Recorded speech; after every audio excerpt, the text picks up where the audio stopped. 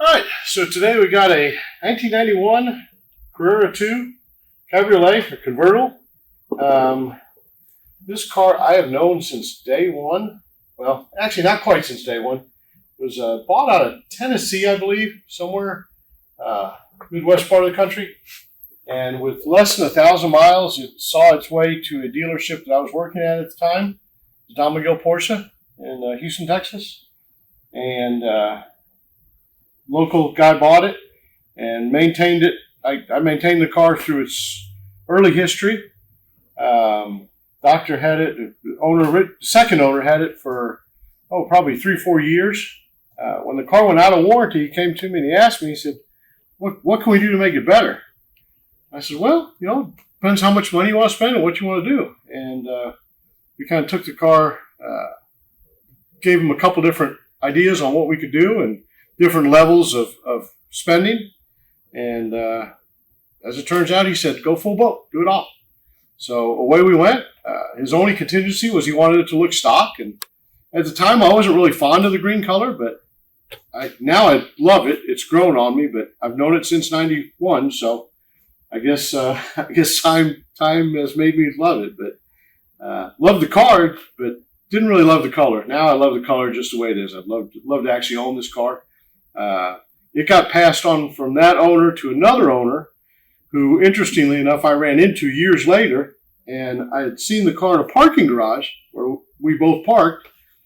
And when I finally figured out whose it was, I said, do you know what all is in that car? He said, what do you mean? I said, well, that car's really fast. He said, yeah, it is. You're right. How do you know the car? And I said, well, I know the previous owner. And he was like, oh. And I'm like, I'm the one that did all the work to it. So then we went through what all was done, and he was really surprised because the car is really, really quick. Go into a little more of that here a little later, but quick rundown of the car. It's been sitting for a while now, really in need of some love, and I'm talking to the current owner about what level of restoration we're going to do on it. It's got the regular rust that happens up here in the cowl, kind of a known problem. There's actually a technical bulletin from Porsche on it, on how to redo the windshield seal. There was some gas that would get trapped underneath here. That gas would then get the moisture. The moisture would then literally collect on the inside and not escape. And by doing so, then it would end up rusting out from the interior out. And my guess on these rust spots, when we pull the windshield out, which windshield needs to be replaced anyway because it's got a big crack in it, another crack over here.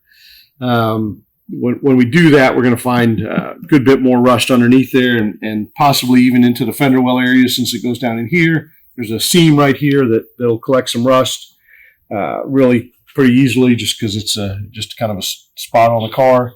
Even with the galvanized body, you leave water and moisture and different gases in there, it'll rust over time. It'll still eat through it. So anyway, but we'll end up seeing what level he wants to restore it to. A little quick rundown stuff we did on the car. It had custom car stereo at the time, do a stereo system on it. At the time, it was a big stereo, Sony and different speakers and a bunch of other stuff. They had upgraded at least once that I'm aware of to this amplifier, which was a different generation amplifier. One thing we added that we did a lot at the time, it helps a little bit especially on the convertibles. Doesn't help a ton. It's not, full roll cage or anything, but it added a front strut bar. At the time, we were a dealer for Brake Kraus, so we used them. Now we're doing some other ones, but Brake Kraus is still a good product. A little bit heavy because stainless steel, but still a good product. Anyway, good shocks are dead. Obviously need to be replaced. Car is in need of some paint work. The cowl definitely has to be painted. A lot of this may actually come up with a good buff job, but the bumpers and stuff show some wear, show some cracking in some spots, so probably some little light fender benders. These two colors actually look a little bit different. If you look really close, the green here versus the green here, this one's faded some more for some reason, so these may have been painted at one point in time. There was a little period where I didn't service the car.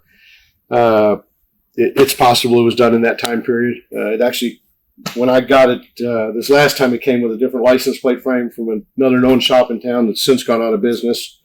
So anyway, let's go to the side here, show you a couple of things. Very common failure on these are the clips actually on this plastic piece fail, and then it won't allow it to lock into the plastic retaining clip that has a nut on the back. A couple ways to repair that. I'll probably show that in another video. We'll save that for a video in itself. It's long enough to do. But there's a kind of a quick repair for that, so you can reuse this piece. If this piece gets damaged where you have to replace it completely, then the new one comes unpainted, so then you got to have it painted, and then it doesn't match the car, and you run into other problems. So best off using that piece if at all possible, and we've developed a way where it's pretty easily possible. Original wheels on it, they were Style 90s, I believe was the name of them, if I remember correctly. Maybe Carrera Style 90s. Great wheel, lightweight. The only thing is it's a little bit small and not real wide. We had SO2s on it at the time. We still run at SO2s, although they're more than 10 years old now, so they definitely need to be replaced. But, you know, we'll probably be replacing tires, but not replacing the wheels. Maybe refinish the wheels because you can see they have a little rough to it. I love the satin finish. My recommendation to the owner is going to keep it in that satin finish, but just clean it up, polish it up, maybe have them repainted in the same satin finish, just to have that same look. Back here, convertible top has been replaced before. A lot of people ask how I know. I literally can just look at the top and tell based on the stitching and the quality of it. And it was done with one of the inexpensive aftermarket tops. There's a lot better tops you can do it with. This one, the car's been with us for a little while, just waiting to decide how to restore it. And the rear window has literally fallen out while it's been here because the stitching for it just literally just disintegrates. I mean, it just falls apart. And you can see how it just turns to dust in my hands. So anyway, we'll got a new top already for it that we'll be putting on it. Anyway, it'll be that. The rear spoiler's got a little crack here. It was kind of common also. Porsche didn't do the greatest job reinforcing this area through here. This spoiler is one of the spoilers that raises up while you drive. So, you know, you get going 75 miles an hour or so, the spoiler's full up, slowly goes back down, and does height adjustment depending on the speed. Starts at about 35, 37 miles an hour, something like that. Career emblem's broken on it. We'll replace that as well. Here you can see what I was talking about, the bumper, the cracking on it. This is not factory paint. For it to crack like this, it's been repainted before. Whoever repainted it didn't use enough flex agent in the paint. I leave it to a body shop or someone else's video for this, but when you're painting a plastic part that actually gives, you have to add what they call a flex agent to it, and that flex agent will allow the paint to be pliable enough to distort and come back to original shape when it does flex like that. When you don't use enough flex agent in it, or the proper flex agent, then when it does get bumped or you know, someone sets a knee on it or anything, then it'll crack like that and look like crap. So we'll get that fixed as well.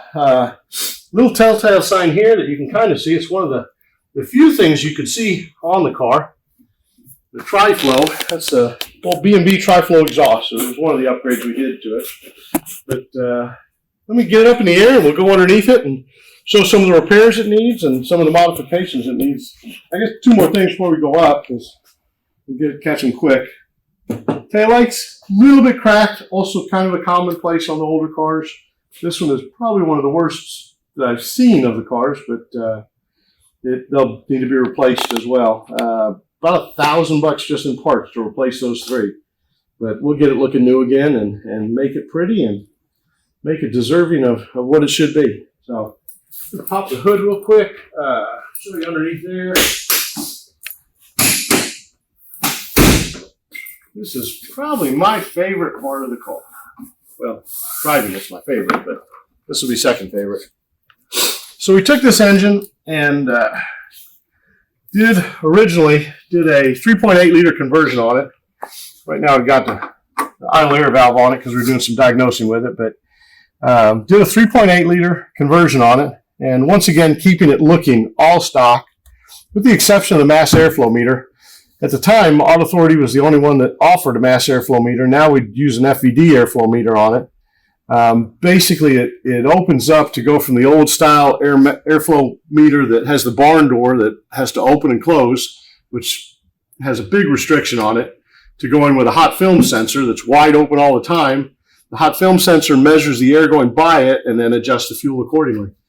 It allows a much quicker response on it and much more powerful car overall, and it really makes it enjoyable to drive.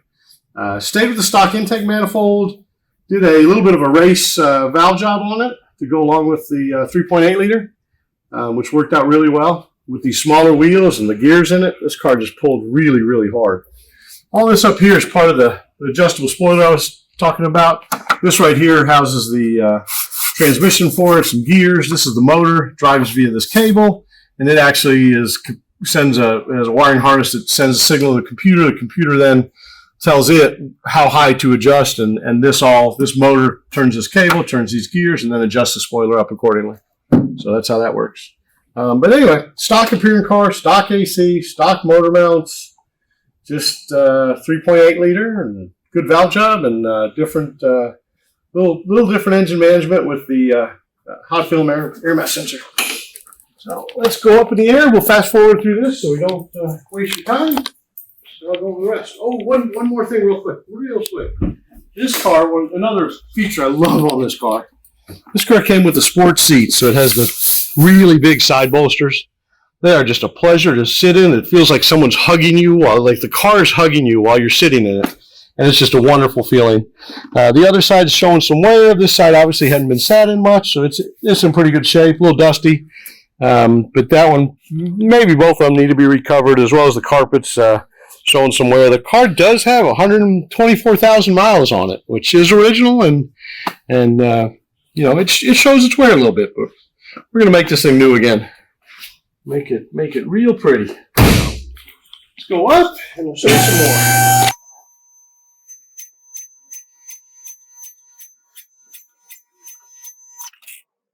Underneath here, you can see it's a little bit wet. Okay, a little bit's not fair enough to say. It's a lot wet. There's some additional light under here for us.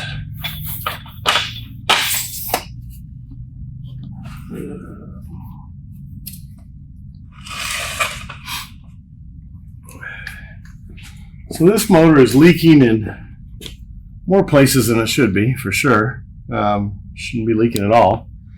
But cylinders appear to be leaking on this side, as are the cam chain housing. The exhaust is just soaked. Rear main appears to be leaking a little bit. Transmission appears dry, which is great. Lots of dirt on it. CV boots are torn. Need to replace those. CV boot torn over here, CV boot torn here.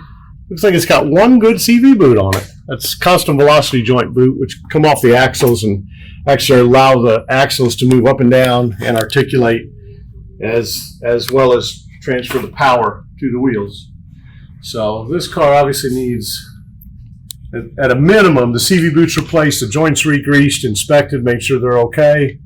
Engine and transmission pulled out, all resealed. Possibly with 124,000 miles, might do some piston rings at the same time. We'll look at the transmission, make sure it's all good. At a minimum, power wash it and clean it so it looks new again. The exhaust is in good shape other than being oil soaked, so we'll be able to clean that up and maybe sandblast it, maybe get it coated depending on what's needed, and make that look new again. The engine tins on the car with 124,000 miles, you can see they're showing some rust in some spots. So we'll get all those repowder coated, make them look like new again as well. It had a iBox spring upgrade, if I remember correctly, but used the factory struts. We'll do an upgrade there and get new struts and springs on it, as long as the owner is okay with it all, okay with doing it. And really just clean up the car overall. Back here, the sum of the parts is so great, and all the basic parts are here.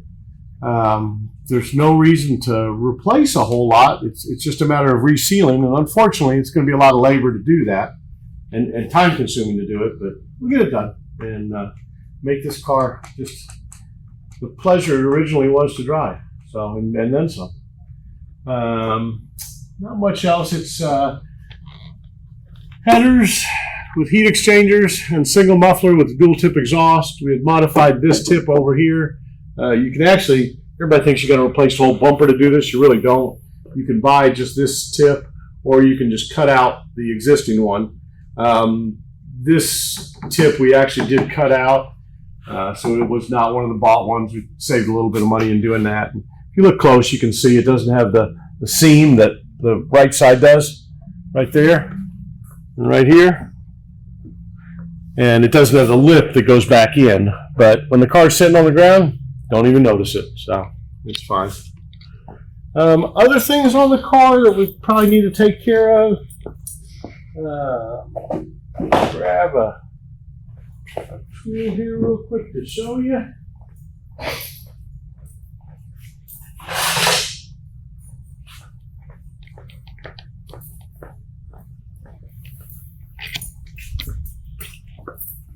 I'm kind of just guessing here because I know these cars well enough.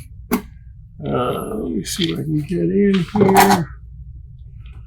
You can see control arm bushings on this car are moving about, I don't know, half an inch or so. Somewhere around there. So when you're doing hard cornering, it'll actually move the control arm in the opposite of the direction you want it to go. So while the control arms are good, Porsche only sells those bushings with the whole control arm. So it's either replace the whole arm or take the arm off, take out those bushings, which is kind of a pain to do, but a few hours of labor and you can get it done, and put in a new bushing that's a little bit harder, which will handle the cornering a little bit better. Here we've also got torn ball joint. Need to address that. We'll take care of that. New struts probably new tie rod ends because they're worn as well. Here we see evidence of something leaking. Same on this side over here. And obviously from this area, and this being the power steering rack and the boots, this one's literally disintegrated. It's just a dust boot to keep dust out of the rack, but the power steering rack is obviously leaking and needs some attention, and we'll have to address that. Either we'll take the steering rack out and rebuild it, or buy a new one, or send this one off to one of the rebuilders, and we'll look at the cost benefit and what we get the best product with. Somebody's out having fun. Hear the background noise there? Sorry about that. That's got to allow others to have fun as well. We do it sometimes. They need to also. So anyway, that's really it for underneath, and I guess that's it for this video. Have a great day. We'll see you.